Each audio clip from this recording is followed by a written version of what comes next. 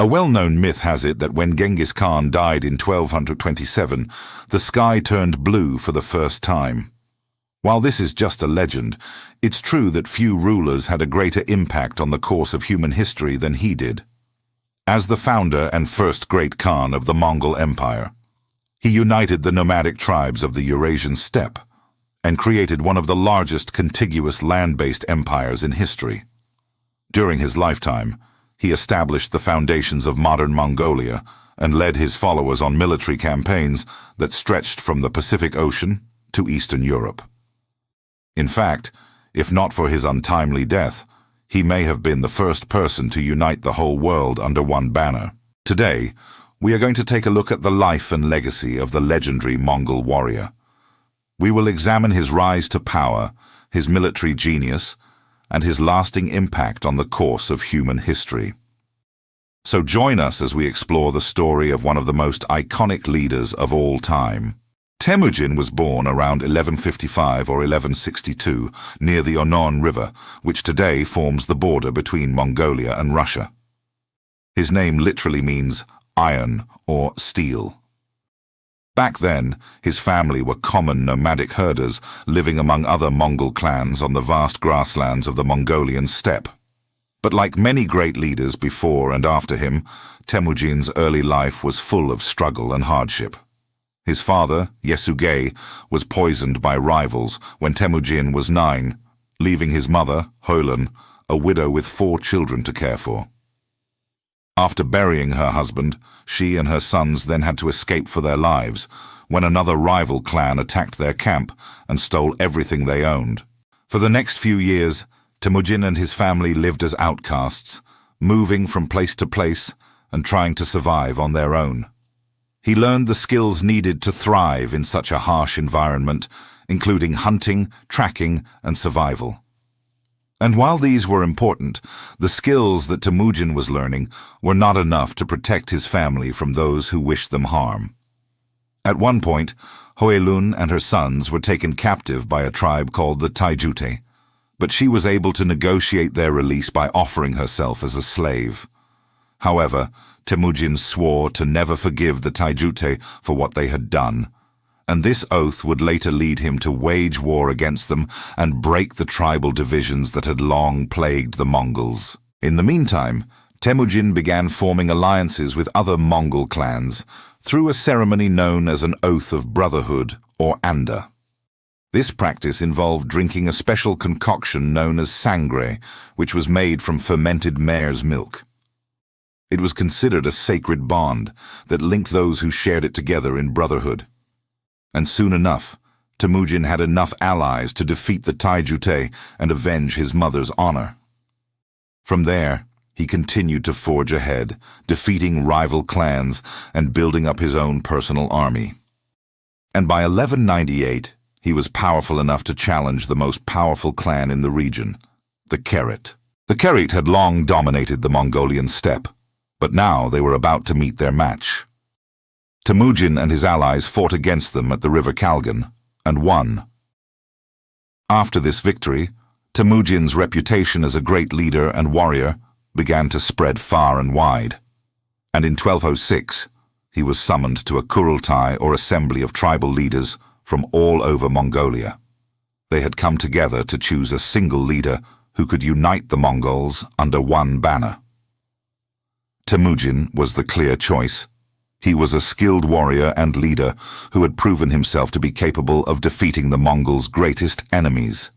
And so, at the Kurultai held at the Orkhon River, Temujin was proclaimed Genghis Khan, which literally means oceanic or righteous, and took the title of Great Khan. This marked the beginning of the Mongol Empire, which would go on to become the largest contiguous land-based empire in history. From the very beginning, Genghis Khan knew that his empire would be different from any other that came before it. He assembled a team of advisors made up of members from each of the clans of his empire who were tasked with helping him govern his new domain. Perhaps most importantly, though, he implemented a number of policies aimed at breaking down the tribal divisions that had long plagued the Mongols and replacing them with a sense of common identity. One of Genghis Khan's greatest strengths as a leader was his ability to unite people from different backgrounds under a common goal. He understood that the Mongols were at their strongest when they were unified and at their weakest when they were divided. So he made it his mission to bring the various clans together and create a sense of unity among them.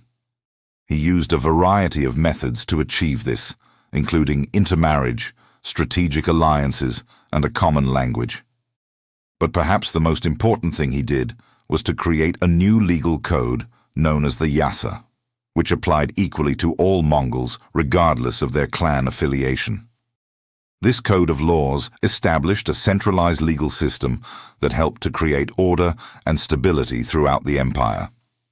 It also established the foundations of modern Mongolian law and was still being followed 400 years later when Mongolia was reunited in the 17th century.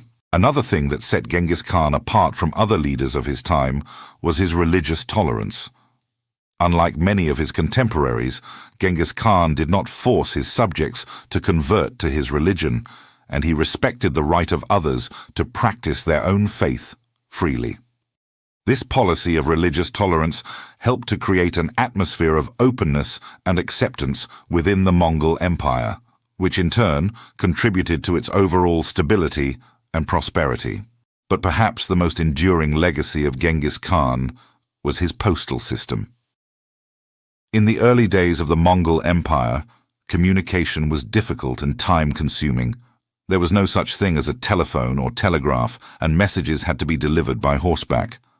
However, Genghis Khan recognized the importance of communication and the need for a more efficient way to send messages throughout his vast empire. So he created a postal system that was one of the first of its kind in the world. This system consisted of a network of post houses that were located at regular intervals throughout the empire. Each post house was staffed by a team of riders who were responsible for delivering messages and goods to the next post house in the network. This allowed for the quick and easy transmission of information throughout the empire, which in turn helped to keep it stable and prosperous. In fact, the Mongol postal system was so advanced that it was still being used long after the empire fell apart. Marco Polo, the famous Venetian merchant and explorer who traveled to the court of Kublai Khan in the 13th century, described the Mongol postal system as one of the wonders of the world. Thanks to his commitment to good governance, religious tolerance, and technological innovation, Genghis Khan was able to create an empire that lasted for decades.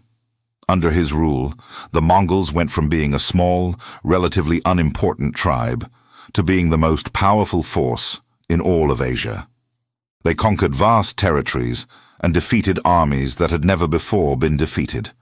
Genghis Khan was responsible for this transformation, and he accomplished it through a combination of military genius, political savvy, and sheer determination. Genghis Khan was a brilliant military strategist and tactician.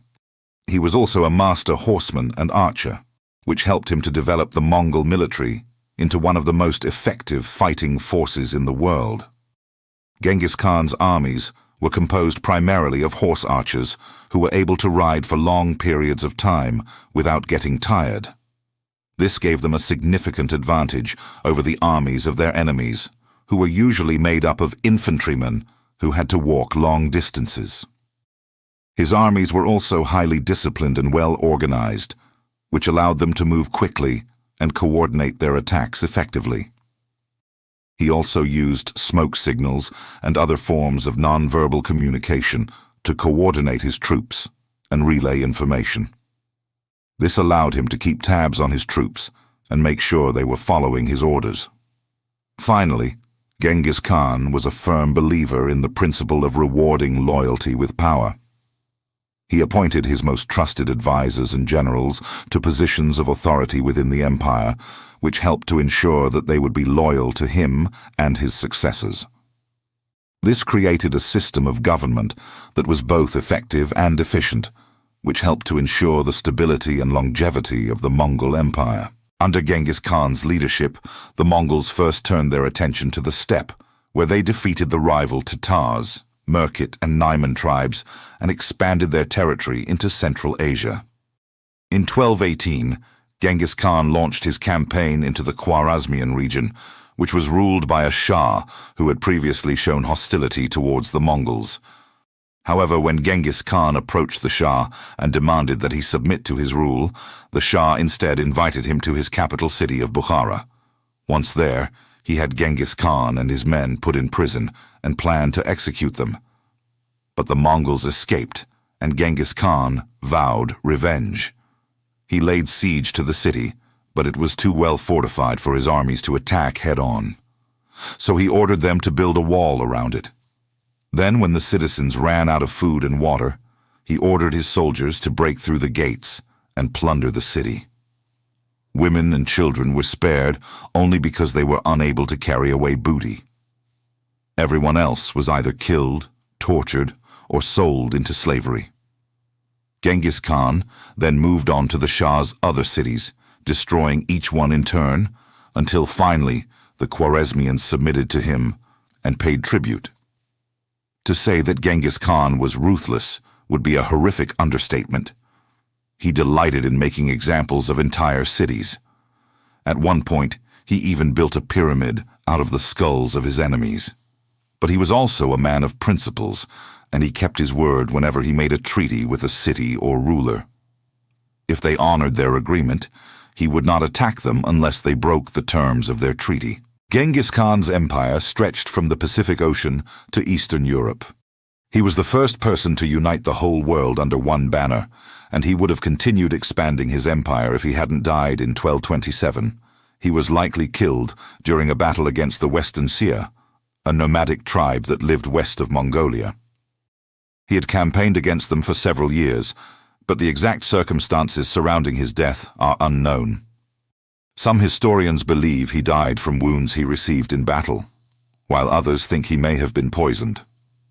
What is known is that he was buried in a secret location, and his grave has never been found. After Genghis Khan's death, his son Ögedei succeeded him as Great Khan and continued his father's work of expanding the Mongol Empire.